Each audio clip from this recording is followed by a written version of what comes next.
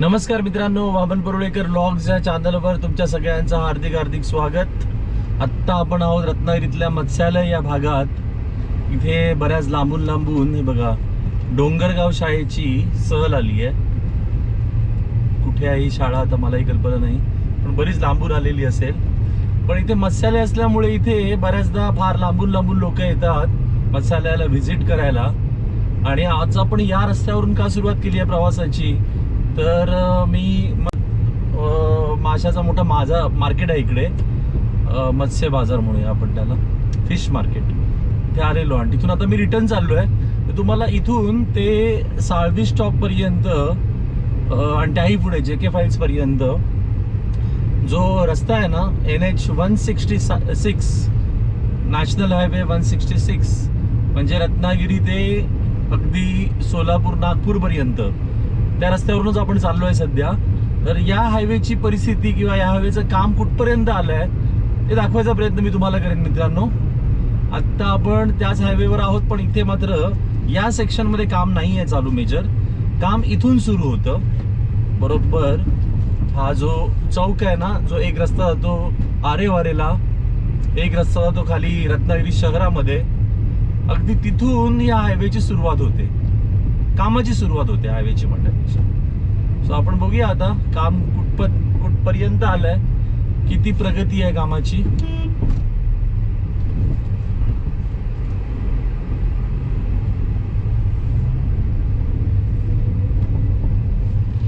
इथे रुंदीकरण चालू आहे आणि खाली भर घालून रस्ता उंच करतायत, ते एक काम चालू आहे.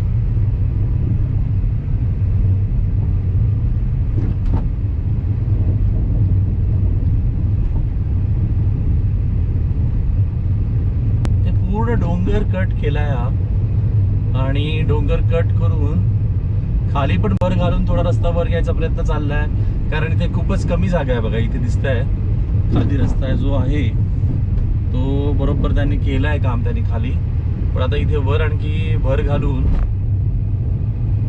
हे बघा इथून तो असा जाईल, म्हणजे खालीच जाईल, खोदून काढतील पूर्ण सगळं.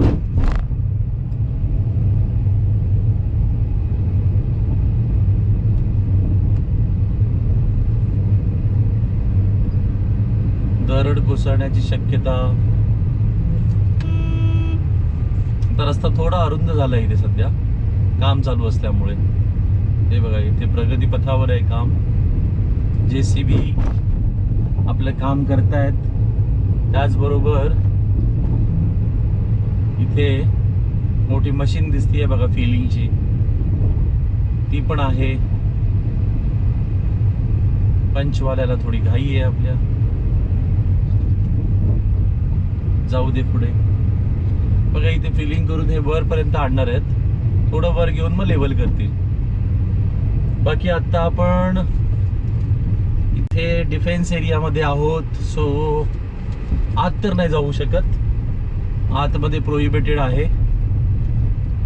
आतमध्ये पूर्ण तटरक्षक दल जे आहे त्यांचा एरिया आहे, त्यामुळे तिकडे आपण जाऊ नाही शकत. सो आता हे बघा, हे टर्न जे होतं ना, इकडून टर्न होतं बघा पूर्वीचं, ते काढलंय त्यांनी टर्न. अतिशय धोकादायक असं टर्न होतं ते, आणि त्या टर्नवर खूप अपघात झालेले. टर्न थोडं कमी केलंय त्यांनी, बघा इथे लक्षात येईल तुमच्या, मोठं टर्न होतं तर कमी केलंय. अर्थात हे 2 पदर आहेत, अजून 2 पदर झाल्यावर ते काही विशेष वाटणार नाहीये.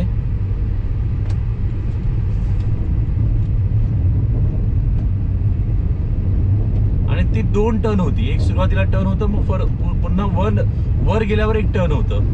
त्याचं एकच टर्न त्यांनी केलंय, ते बरं केलंय. अदरवाईज पहिल्यांदा त्यामुळे जास्त अपघात व्हायचे.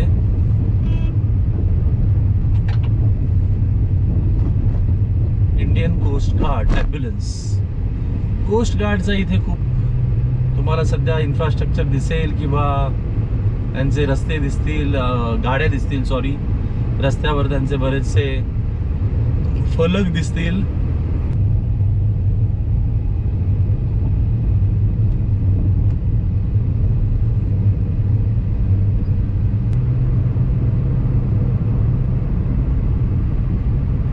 तुम्हाला खूप चांगल्या स्थितीमध्ये दिसतोय हायवे इथे. आणि आत्ता आपण आहोत चिंतामणी हॉस्पिटलच्या जवळपास. हे बघा, हे समोर चिंतामणी हॉस्पिटल आहे, इथेच आपण पोहोचलोत.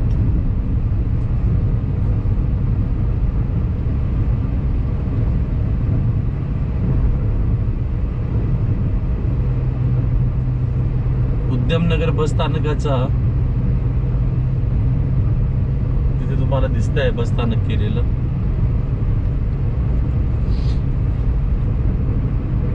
ते बऱ्यापैकी झालेलं आहे हायवे, अर्थात मध्ये मध्ये थोडंसं काम बाकी आहे, ते होऊन जाईल थोड्या दिवसात.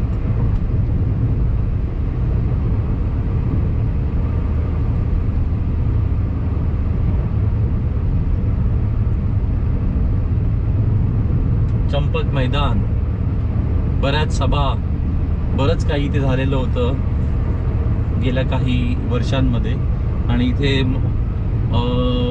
विद्यालय पण आहे, महाविद्यालय आपलं मेडिकल, ते पण इथेच आहे या भागामध्ये. इथून डायव्हर्जन आहे, एक रोड जातो विमानतळाकडे आणि एक रोड जातोय शहराकडे.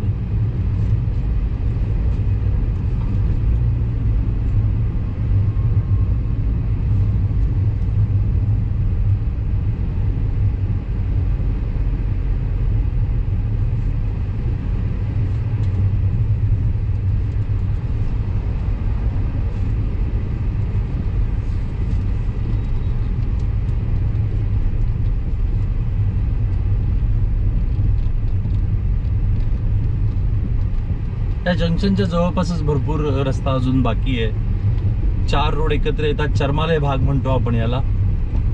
आणि एक वरून खूप भरधाव वेगाने ट्रक येतोय, तर थोडा स्पीड आता कमी केलाय, पण मगाशी जबरदस्त स्पीड नेत होता.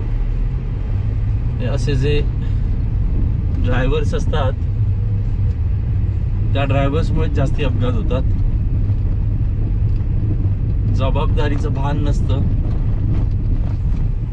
मोठी गाडी आपल्या हातामध्ये आहे म्हटल्यावर कुठे किती स्पीड ठेवावा याचा विचार ड्रायव्हरने सुद्धा करायला हवा. असो, अपघात कमी होतील त्यामुळे, बाकी काही नाही. समोर बघा एक मोठी बिल्डिंग दिसतीये. ही आता सगळीकडे बिल्डिंगच झाल्यात, भरपूर बिल्डिंग झाल्यात. म्हणजे अशी जुनी रत्नागिरी नाही, तुम्हाला वेगळंच काहीतरी वाटेल इथे आल्यावर, विशेषतः या भागामध्ये आता. कारण इथे ते प्रायव्हेट बस स्टँड पण व्हायचं होतं, काय त्याचं झालं पुढे माहिती नाही.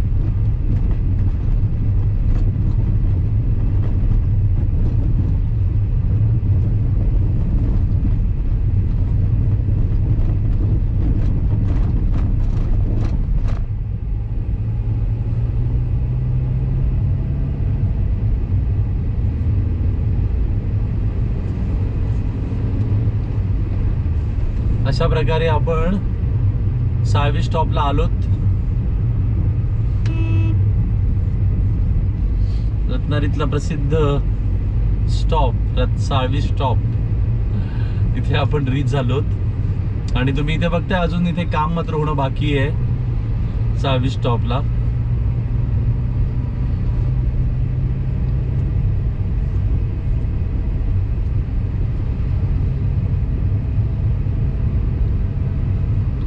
एक 2 पदर जे आहेत ते खुले केलेत त्यांनी, पण इथे पुन्हा बघताय तुम्ही अगदी जिथे जो हा जंक्शन आहे ना तो येतो, तिथे मात्र काम झालेलं नाही आहे. दुसरं महत्त्वाचं आहे की मला अजूनही ते लक्षात येत नाही आहे की हे कसं मॅनेज होणार आहे ट्रॅफिक इथे, हे कळत नाही आहे. कारण एक कुठेही इथे उड्डाणपूल नाही आहे ना, कुठे जायला रस्ता दिलाय त्यांनी, वर यायला रस्ता दिलाय. ते अर्थात जरा धोकादायकच होणार आहे, कारण सगळीकडून ट्रॅफिक आहे इथे. कसं हँडल होणार आहे? इथून बघा आंबाघाट 62 किलोमीटर आहे आणि कोल्हापूर 129 किलोमीटर. तो बोर्ड लागलाय आता इथे, त्याचंही काम होत आलंय त्या साईडचं. म्हणजे लवकरच हे जे 4ही पदर आहेत ते या भागामध्ये ओपन होतील. लालपरी प्रवास करून आली आहे. हे बघा, माझ्या डाव्या हाताला तुम्हाला जे 2 पदर दिसत आहेत त्याचं काम बाकी नाही आहे, त्याचं काम होत आलंय, फक्त कनेक्ट नाही केलंय अजून तो. तेवढं काम झालं की हे 2 पदर पण सुरू होतील. आणि त्याला छोटा सर्व्हिस रोड पण दिलाय त्यांनी तिकडून. सर्व्हिस रोडवर आता गाड्या उभ्या आहेत सध्या तिकडे. ती कार उभी आहे, ती सर्व्हिस रोडवर उभी आहे. आता आपण आहोत JK फाईल्स या एरियामध्ये. 6वी स्टॉप मागे पडलाय आणि आता आपण JK फाईल्सवर आलोत. JK फाईल्समध्ये अर्थात JK फाईल्सची जी पूर्ण बिल्डिंग आहे, पूर्ण बिल्डिंग पाडली त्यांनी, काही नाही आहे आता तिथे. JK फाईल्स एकेकाळी रत्नागिरीचं एक आयकॉनिक प्लेस होतं, म्हणजे खूप महत्त्वाचं ठिकाण होतं रत्नागिरीचं. आणि तिथे ही JK फाईल्स नावाची कंपनी होती, जिथे फाईल्स आय थिंक तयार व्हायचे. आणि तिथे रेमंडचं शोरूम पण होतं फेमस, कारण ते रेमंड हा जो ब्रँड आहे तो JKचाच ब्रँड होता. बरेच उद्योगधंदे होते त्यांचे, त्या ग्रुपचे. त्यातला एक रेमंड कपडे, तर त्याचा शोरूम होता इथे आणि तिथे आम्ही बऱ्याचदा जायचो. तोही गेला, आता त्याचं लोकेशन त्यांनी चेंज केलं. आणि इथे बघताय तुम्ही हे जे छोटंसं उड्डाणपूल झालंय, तिथे सुद्धा माझ्या उजव्या हाताला जे 2 पदर आहेत त्याचं काम होत आलंय आता. म्हणजे त्यांनी पूर्ण ते कॉन्क्रिटीकरण केलंय आणि वर प्लॅस्टिक टाकलंय, पाणी वगैरे घातलंय, खाली गोणते आहेत, गोणते. तेव्हा बेळगाव गाडी आली.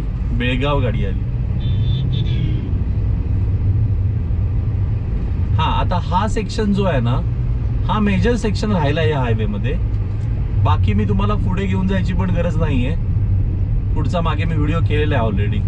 सो पुढे काम झालेलं आहे, सगळं बऱ्यापैकी झालंय. फक्त एक सेक्शन जो कुवारबावच्या जरा पुढे महालक्ष्मी मंदिरच्या इथे आहे, तो सेक्शन राहिलाय. बाकी तुम्ही इथे बघाल तर इथे आता हे चांगलं केलं, डांबरीकरण करून दिलंय, त्यामुळे रस्ता परत सुसह्य झालाय थोडा. फक्त आता हा छोटासा भाग राहिलाय जिथे खड्डे आहेत थोडेसे. आणि जर तुम्हाला पांडवनगर वगैरे भागात जायचं असेल तर इथून रस्ता दिलाय त्यांनी खालून. शांतीनगरला जायचं असेल तर जरा पुढून रस्ता आहे. मी तुम्हाला RTO पर्यंत दाखवतो काय स्थिती आहे आणि तिथे आपण आपला ब्लॉग संपू. आता आपण पोहोचलो TRP या भागामध्ये. सो हा पण हे जे प्लेस आहे किंवा हा जो भाग आहे ना, तो भाग ही रत्नागिरीतला आयकॉनिक प्लेस आहे. म्हणजे रत्नागिरीतली एक नावाजलेली जागा. बरेच स्टॉप असे आहेत बघा, 6वी स्टॉप, शिवाजीनगर, TRP,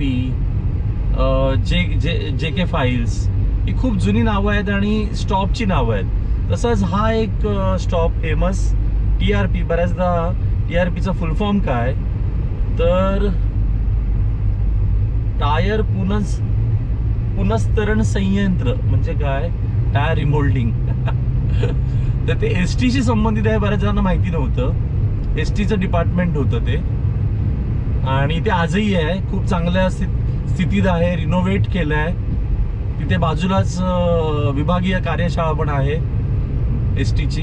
त्यामुळे हा भाग जो आहे ना TRP, हा खूपच फेमस पूर्वीपासून. जेव्हा आपला जिल्हा 1 होता रत्नागिरी सिंधुदुर्ग, तेव्हापासून फेमस आहे. आता आपण आलोत DMart या भागात. रेल्वे स्टेशनचं जे ब्रिज आहे आणि DMart, त्या भागामध्ये आपण आलो. तर आता सध्या मेजर काय ओळखीचं आहे इथे लोकांचं तर DMart. अर्थात पूर्वी खूप वेगळ्या वेगळ्या गोष्टींसाठी फेमस होतं, जसं की होमगार्डची बिल्डिंग इथे होती, नगर वाचनालय, जिल्हा वाचनालय जे त्यांचं कार्यालय आहे ते इथे होतं. त्याशिवाय सामाजिक भवन इथे आहे, समोर दिसतंय बघा उजव्या हाताला, त्यासाठी फेमस होतं. आंबेडकर जे डॉक्टर बाबासाहेब आंबेडकर सामाजिक न्याय भवन आहे ते माझ्या उजव्या हाताला आहे, जिथे OBC कॅटेगरी वगैरे या लोकांसाठी जात पडताळणी वगैरे चालते, ती इथे चालते. आणि आता आपण आपल्या शेवटच्या पॉइंटवर आलोत, जिथून मी हा ब्लॉग थांबवणार आहे. आणि तो म्हणजे RTOचा स्टॉप. आता इथून मी गाडी आतमध्येच घेतोय RTOला. तर मित्रांनो, हा होता माझा प्रवास. मी तुम्हाला दाखवायचा प्रयत्न केला की रत्नागिरी सोलापूर हायवे जो आहे त्याची रत्नागिरी शहरातली सद्य परिस्थिती काय आहे आणि विशेषतः या भागातली परिस्थिती काय आहे हे दाखवायचा प्रयत्न केला. तुम्हाला हा व्लॉग आवडला असेल तर मुद्दाम लाईक करा आणि शेअर करा. हे बघा, हे पण आता झालंय. इथे मध्यंतरी चढाव होता आणि रूट कनेक्टेड नव्हता, पण आता तो कनेक्टेड झाला आहे. सो ती एक चांगली गोष्ट आहे. अर्थात आतला रस्ता खूपच खराब आहे. तर अशाच नवनवीन व्लॉगसाठी सबस्क्राईब करायला मात्र विसरू नका. धन्यवाद मित्रांनो.